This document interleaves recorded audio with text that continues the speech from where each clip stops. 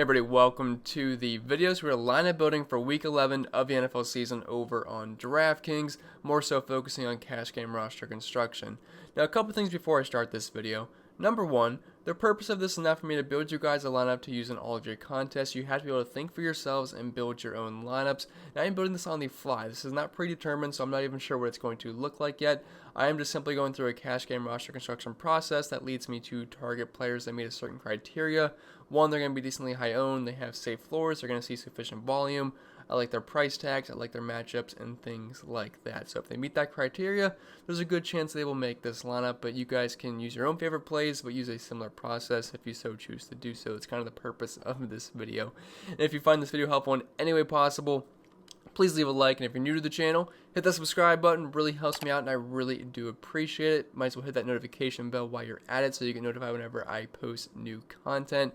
And YouTube tells me that around 50% of the people watching these videos have not yet subscribed. So if you're a frequent visitor of the channel, or if you're new and you like what you see, consider that subscribe button because it really does help the channel grow. That's obviously going to help me out as well. Without further ado, let's get right into it. Alright, so before we get too into this video, I just want to say my general thoughts on the slate is that it feels a bit wonky. I'm not sure if that's the right adjective for it, but when I go over the slate, it just feels a bit weird to me. I'm not sure if that's just me. If you guys feel the same way, you can let me know in the comments below. Just getting some weird vibes on this slate, but anyway, let's get into it. So the first thing I like to do when I build a cash game lineup is I like to go directly to the RB position and fill those guys out, because normally when I build a cash game lineup, those are the guys that are getting a ton of volume, so I don't want them to be last piece fits. I want to make them the centerpiece of my lineup, and I usually like to play three of those guys. I like to put my flex spot, or like to put a third running back in the flex spot just to secure that volume. But the way this slate is, there is not a lot of running backs I like outside of Dalvin Cook, so I might just kind of abandon that strategy this week. If I end up with a wide receiver in the flex spot, so be it. I'll try to do a couple of different builds here, and I'll definitely do one with fitting in three running backs, but we might end up having a build that does not have a running back in the flex spot, which is not something I don't think I've done all season long in cash games. So we'll see how that goes, and like I said, I normally do the three running backs to start the video, but since, I don't know, this slate's just a little bit weird, I'm actually just going to go down the list here. We're going to start with quarterback, running back, wide receiver, tight end, and so on. So it's going to be a little bit different, but just bear with me here. It shouldn't be too anything out of the ordinary. So let's start with the quarterback position, as I never really do. I usually try to do that like second or third. But there's a few quarterbacks on my radar for cash games. We have Lamar Jackson, Justin Herbert, Ben Roethlisberger. I feel like he's a better tournament play than he is a cash game play, so he's not really in consideration for me here since this is a cash game lineup, but I still think he's fine. Deshaun Watson, Cam Newton, and then if we go all the way down, we have Mr. Taysom Hill at $4,800 if I can find him yet. He's right here at $4,800. So I know it might feel gross, but for this build, we're going to use Taysom Hill. At the end of the video, I will try to make a lineup without Taysom Hill, just because I know a lot of you are probably like, I don't want to play Taysom Hill. I don't like Taysom Hill. I'm not going to play him, which I totally understand that. But at $4,800, it's going to be pretty hard to pass him up in cash games. And if you're over on FanDuel, you better be playing him in the tight end spot. There is no excuse not to play him there. It's just kind of a free square this week. You better do it. Now, on DraftKings, unfortunately, we had to play him at the quarterback position. We don't just get to plug him in the tight end spot and just go on with our lives. So I guess it's a little bit of a decision here. But he's been getting the first team reps all week at practice. Now, I know Sean Payton officially said he has not officially made a statement on who's going to be the starting quarterback, but they paid Taysom Hill more money. He was getting the first team reps all week in practice. It just makes sense. It just wouldn't make any sense that Taysom Hill's not the quarterback, because I mean, practice kind of says it all there. And plus, he's getting paid more, so you might as well see what you got with Taysom Hill. So at $4,800, it's gonna be hard not to play him here, especially in cash games, just because he has a decently high floor. We know he's gonna be involved in the running game. I mean, he's been running the ball every single week. I mean, 8 attempts, 7 attempts, 5 attempts the past 3 weeks, and now he's going to be the clear-cut starting quarterback. So he's gonna be on the field the entire game. So I like Taysom Hill here. You get the rushing upside. He's only $4,800, and Atlanta is giving up the most points per game to quarterbacks this season. So Taysom Hill, I'm just going to plug him in here, and he really opens up our lineup at $4,800, and it gives me a lot of flexibility, and that's kind of why I just kind of like Taysom Hill here, just because he really opens up our lineups. So now we move on to the RB1 spot. I feel like it's pretty obvious here. So early on in the week, I did like Alvin Kamara quite a bit. I still think he's interesting in tournaments, but since Taysom Hill is the quarterback, it's definitely going to take some rushing attempts away, and I'm not really sure he's going to just kind of dump the ball off to Alvin Kamara all game long, which Drew Brees does pretty much every single week. So since we have some question marks here and it's a cash game, I don't want to play a guy with question marks in a cash game, especially at $9,200. So let's just plug in Dalvin Cook and move on at $9,000. This is a perfect setup here. Going up against the Dallas Cowboys, one of the worst defenses in all of football. They're 7-point favorites at home. Dalvin Cook is one of the best running backs in football. He gets plenty of volume each and every single week. Should see close to 30 touches here, maybe even more if we get lucky. I know he struggled last week in Week 10 versus Chicago. We only had 15.2 points. And it's pretty good when you have a really bad game and it ends up being 15.2 points. I mean, that's just how good Dalvin Cook has been this year. The games prior to that, Week 9 and Week 8 versus Detroit and Green Bay, two of the softest matchups you can ask for, he scored pretty much 100 DraftKings points combined. Not saying he's going to do that again, but it would not surprise me if he gets 30-plus points here versus Dallas. So let's just plug him in. I know he's super expensive, but that's why we use Taysom Hill to be able to afford these studs at the RB and wide receiver position. And now we'll move on to RB2. And I might have lied earlier on the video. I think I might skip to the wide receiver position, and then we'll try to fill in the pieces, just because I don't want to, say I'm kind of back and forth on Kalen Ballage and Duke Johnson, and if it comes down to me missing out on a guy like Keenan Allen, I don't want to do that early on. So let's just move on to the wide receiver spot, and I kind of spoiled who I'm going to use. But it's going to be Keenan Allen at $7,400. It's just too good of a spot to pass up using Keenan here, and I think I'm going to have enough money to use him in this lineup in addition to Dalvin Cook. So why not? Let's do it. He's been a model of consistency all season long. He gets volume each and every single week. 7, 11, 12, 13. Got hurt Week 5 versus New Orleans, but he still scored a touchdown in that game. Then 11, 19, 10. He's got Justin Herbert throwing him the football. The Jets are ranked dead last DVOA-wise versus the pass. I really have no reason to not want to play Keenan Allen here. I mean, I already mentioned the Jets secondary is pretty bad, but they're going to be without Brian Poole this week, so good luck guarding Keenan Allen. I mean, the only concern here is that they're 10.5-point favorites at home, so maybe the game gets out of hand, but the Chargers aren't that great of a team, so as long as the Jets aren't getting blown out by 20-some points and the third quarter starts, I think Keenan Allen should be busy the entire game, and I'd be surprised if he doesn't get us 20, 25-plus points in this one. So we're going to plug him in, and I really like the start to this lineup. We have Dalvin Cook and Keenan Allen, two of my favorite plays in the entire slate. Taysom Hill, I'm not sure how I feel about Taysom Hill, but he should be high-owned enough where it's not going to matter, and plus, he's only $4,800, so he should be fine. And now at the wide receiver 2 spot, this is a guy I really like a lot this week, and it's Justin Jefferson at $6,000. I feel like he's just a little bit underpriced. Adam Thielen is as well. I believe he's $6,300, so both these guys are excellent plays here. But I just like the upside a little bit more with Justin Jefferson, and he's a tad bit cheaper as well. And coming from a really good game for Chicago, where he had 10 targets, caught 8 of them for 24.5 points. But the guy's got plenty of upside. We've seen some boom games from him. Week 6 versus Atlanta, he had 42.6 points. Week 3 versus Tennessee, 33.5 points. And I know he's had some down games, but Adam Thielen has as well. So Justin Jefferson at $6,000 versus one of the worst secondaries in football. I believe the Cowboys are giving up the 4th or the 3rd most DraftKings points per game to wide receivers. It's close to 50 points, and just overall, they've been so bad versus the pass. So Justin Jefferson, I like him quite a bit. Now, I know we're doubling up at Dalvin Cook and Justin Jefferson, but for the most part, it's a concentrated offense. You know where the ball is going. It's going to go to Dalvin Cook on the ground, or it's going to go to Adam Thielen or Justin Jefferson through the air. Yeah, you can mix in guys like some of the tight ends or another secondary option, but overall, we know where the ball is going, so I expect a lot of points to be scored here from Minnesota. They have a team total close to 30 this week. They're playing at home. Jefferson, Cook, I don't mind doubling up there. And then after that, I guess we have a decision to make. We could either go with the RB2 or we could go with the wide receiver 3. And I'm kind of set on who my wide receiver 3 is going to be in this lineup, so I'd still say RB2 is up in the air. So let's just plug in my third wide receiver, and then we'll see how much money we have left and what we can work with. But it's going to be Jacoby Myers at $4,900. I wasn't super excited about playing Jacoby Myers early on in the week, but I have grown on this game quite a bit. I definitely think it's one of the better games to target. There's a lot of good plays here. We have Deshaun Watson, Cam Newton, Brandon Cooks, Will Fuller, Jacoby Myers. I think they're all excellent plays here. But $4,100, he's definitely established himself as the wide receiver 1 in this offense. Now, I know this is a team that likes to run the ball quite a bit, and Cam Newton certainly hasn't been the best passer this season, but past 3 weeks since Buffalo, 10 targets, 14 targets, 7 targets, 13, 31, and 15.8 fantasy points.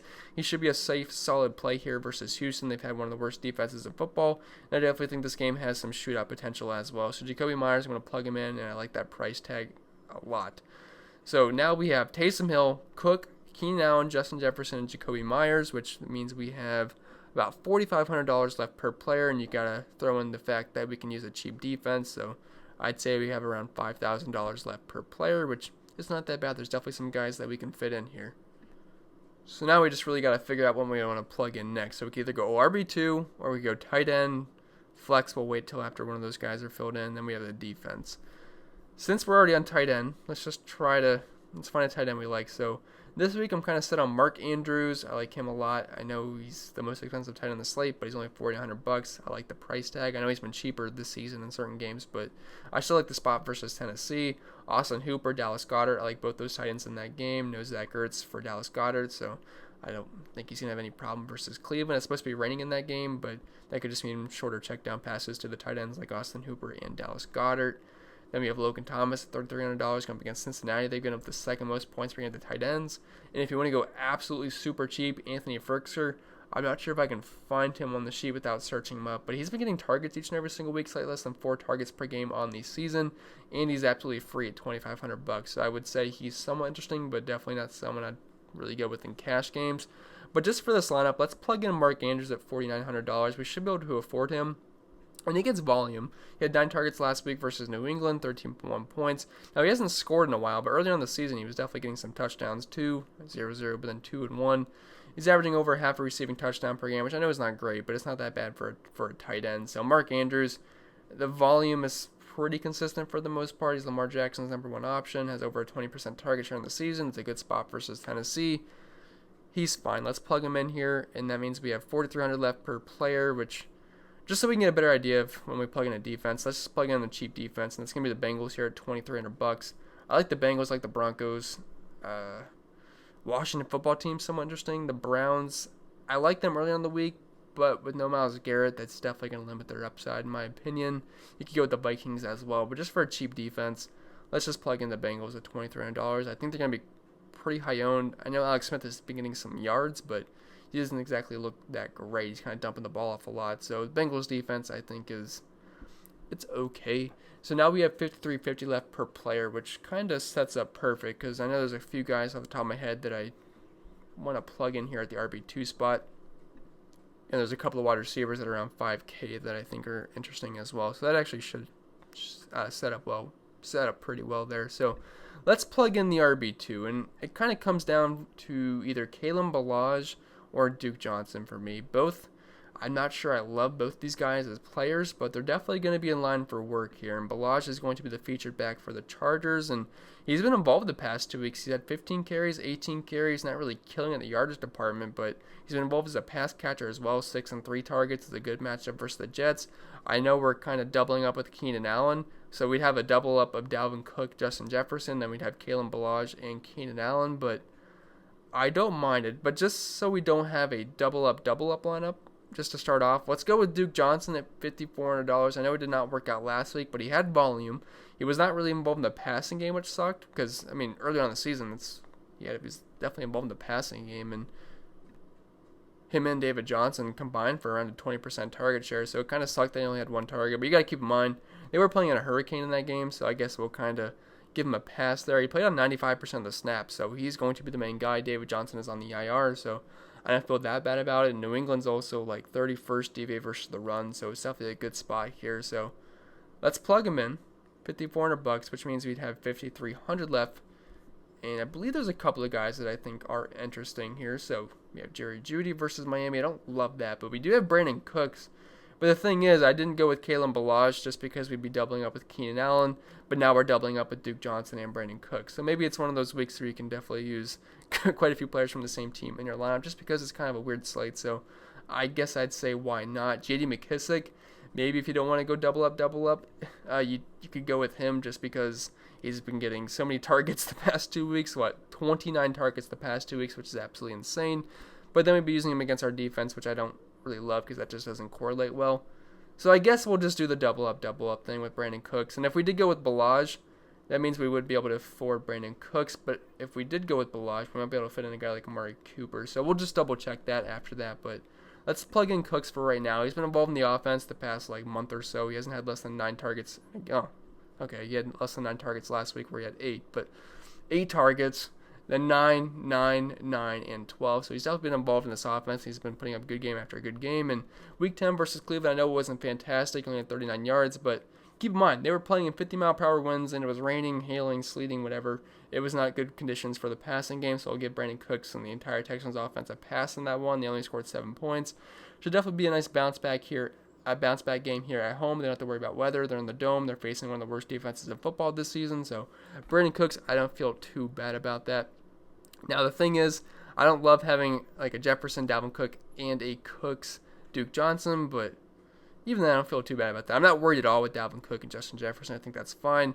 Having 2 Texans maybe doesn't make me feel that great, but it's not that bad either. So I don't think this is a bad lineup by any means. We have Taysom Hill, Dalvin Cook, Duke Johnson, Keenan Allen, Justin Jefferson, Jacoby Myers, Mark Andrews, Brandon Cooks, and the Bengals defense. But if we want to go the Kalen Ballage route instead of Duke Johnson, because I understand if you don't want to go with Duke Johnson because he burned you last week, people don't like going back to guys that burned them the week prior. So let's plug in Kalen Ballage, and then I believe if we go take out Cooks, we'd have, 5,100. So you could go with someone, not sure how I feel about that. And I don't know why I thought we'd be able to get Amari Cooper, because Kalen Ballage is more expensive than Duke Johnson. I think I had it backwards there, so I actually don't love the way that would set up. So instead of doing this, let's try to fit in Kalen Ballage and Duke Johnson in addition to Dalvin Cook just to get that 3 running back lineup, and we'll see how that looks. We might have to drop from Mark Andrews, but we'll see how it goes. So we have Cook and Ballage in right now. We'll plug in Duke Johnson, which should put us a couple of $100 over the line, which is over 300. So we can drop from Mark Andrews. I don't think Mark Andrews is an absolute must-play on this slate. So we could go to someone like Austin Hooper and Dallas Goedert. Both guys I think are in great spots at good price tags. Personally, I like Goddard just a little bit more, so I want to plug him in, which means we would have $800 remaining. And I actually just like the look of this lineup, so we could kind of just upgrade our defense if you don't want to play the Bengals. And that would leave us with 3,100 left, so you could go with the Colts defense, which they're playing Green Bay, so I guess I'd pass on that, especially with the news that Devontae Adams is expected to be good to go. So I'll pass on the Colts there versus Green Bay. With the Browns, see, if Myles Garrett was playing, I think we could just plug in the Browns. But without Myles Garrett, that definitely gives me concern. Maybe the weather's going to help them out, so you could look their way at $3,000. Patriots defense, no thank you. I already have a Texan in there, so I'm not going to want to play a Texan versus my defense. The Washington football team, $2,100, they're not that bad. And look, I know the Bengals, they have Joe Burrow, but they haven't been exactly the greatest team in the world. And this defensive line certainly knows how to generate pressure, so I don't think that's the worst play there. The Bengals' offensive line's not that great, so I don't think that's a bad build either. And if you feel better with the 3 running backs in your lineup, I don't mind that. So you'd have Taysom Hill, Dalvin Cook, Ballage, Allen, Jefferson, Myers, Goddard, Duke Johnson, and Washington football team. I don't think that is that bad. Looks pretty solid. Now, if we want to go with an expensive quarterback, we'll exit all of this out. So if you want to see what a lineup would look like without Taysom Hill, and he really opens up your lineup, so we're going to definitely have to make some sacrifices here, but let's just see how it will look. And if we already talked about a player, I'm not going to break it down again, so I'll just plug them in really quick. But for a spend-up quarterback, I think it would either be between Lamar Jackson and Justin Herbert for cash games.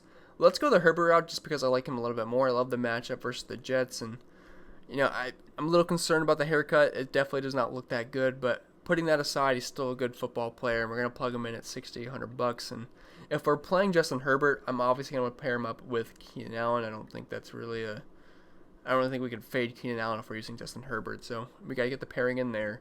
I want to play Dalvin Cook still, so we got that going. Now we only have $4,400 left per player, and it's going to be a little bit tougher since we're paying $2,000 more for a quarterback, so we'll have to make some sacrifices somewhere. I'm not sure where it's going to be at exactly, but since we're playing the passing game from the Chargers here, I'm not going to play Kalen Ballage as well. I want to go 3 Chargers in cash, so we'll go with the Duke Johnson route. I know it might not feel great, but he's going to be on the field, guys. It's a good matchup versus New England. He should be involved in the passing game more than he was last week. If you absolutely hate Duke Johnson, you have Giovanni Bernard there with Joe Mixon out at $5,500. I think you can go that route as well. It's just a little bit of a tougher matchup versus the Washington football team. But personally, I'm going to plug in Duke Johnson here, and that leaves us with $4,200 left per player, which is definitely not a lot. So I'm a little bit concerned here if it's going to work out, but I think we can make it work. All right, so I want to get some mid-range wide receivers here. If I can get Justin Jefferson and Jacoby Myers in my lineup, I would absolutely love that. So let's see if it works. I'm hoping we can fit those 2 guys in because they're some of my favorite plays on the entire slate. We have $3,500 left per player. Getting a little bit concerned here, but it might end up working. We might have to go with a really cheap wide receiver in the flex spot, which I know doesn't feel that great for cash games, but maybe this is going to be more of a tournament build. But I wouldn't hate it in cash games either as of right now, because I think we got a lot of good plays here, but we'll see where our flex ends up being. But let's plug in a cheap defense just to see what we're working with. We'll use the Bengals once again, just because I think that's kind of a consensus pick down there. Not saying I love it, but it's the cheapest defense I like, and I mean, it's just a cheap defense. If they can get a turnover or two and maybe a sack or two, it's fine as long as they don't give up 50 points, which I don't think they're going to versus Washington. As for the tight end, 4,100 left per player. We can try two routes. We'll go with like a Mark Andrews, and we'll try a Dallas Goedert or something and see how that ends up looking. But let's just plug in Mark Andrews, which leaves us 3,300 left per player, and I don't like that at all. I don't think it's good at all. I obviously know there's no running back that we can use at $3,300, so I'm going to go right to the wide receiver position, and I'm hoping someone would pop up. And actually, right up top here, Denzel Mims at $3,300. That's not that bad, and it actually makes sense for this lineup because we have Justin Herbert and Keenan Allen, and then you can run that back with someone like Denzel Mims, and that's actually not a bad correlation play, so we can use him. He's been involved in the offense. I mean, the past 3 weeks for him, 7 targets, 3 targets, and 8 targets. I know 3 targets versus Kansas City wasn't that good at all, but he was actually very chalky that week as well. But I think he's interesting there at $3,300, and it just makes sense for this lineup, so I don't actually think that's that bad. I mean, I know Mims doesn't feel good for cash games, but he should see 5+ targets. And look, Herbert, Cook, Duke Johnson, Keenan Allen, Jefferson, Myers, Andrews, Mims, and Bengals defense. I mean, the defense sucks, but it's actually not that bad of a build. Now, if you wanted to go cheaper at tight end and try to get maybe a better flex play, let's try to plug in Dallas Goedert or something. Austin Hooper, Dallas Goedert. We'll just try to get in Dallas Goedert here at $3,800. He's a little bit cheaper.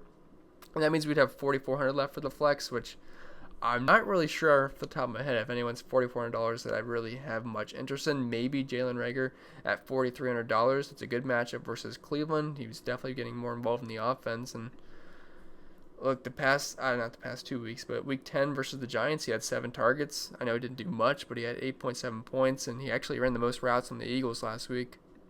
So I don't think that's a bad build, but the thing is, and then we'll have 2 Eagles pass catching options, which I don't love. So maybe since we have $100 remaining, you could go up to Austin Hooper at $3,900 just to make that a little bit more even, so you don't have 2 Eagles players there. And I don't think that's a bad build either. So there's plenty of ways we can go this week. So if you want to spend down at quarterback, you can make it work. If you want to spend up for a quarterback, you can make that work as well. It's just kind of dependent on how you want to go this week. But yeah, I thought that was kind of fun. So hopefully you guys found that helpful. If it was, make sure to leave a like. And if you're new to the channel, hit the subscribe button. It really helps me out, and I really do appreciate it. If you want to follow me over on social media, I'm at Pennell16 on Twitter, cpen16 over on IG.